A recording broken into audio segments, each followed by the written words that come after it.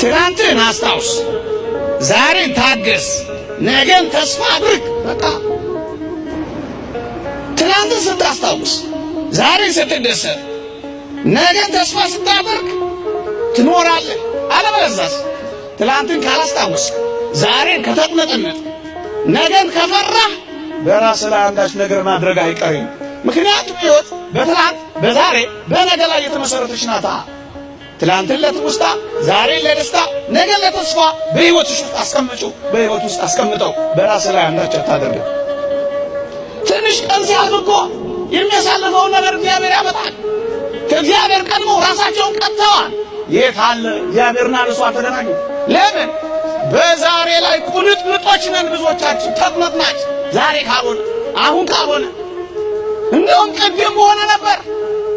ተቅመጥናጮቹ ዛሬን በትዕግስት የእግዚአብሔርን ሥራ እንዳናይ ትዕግስት አጥተናል። ተቅመጥናጮች ሆነናል።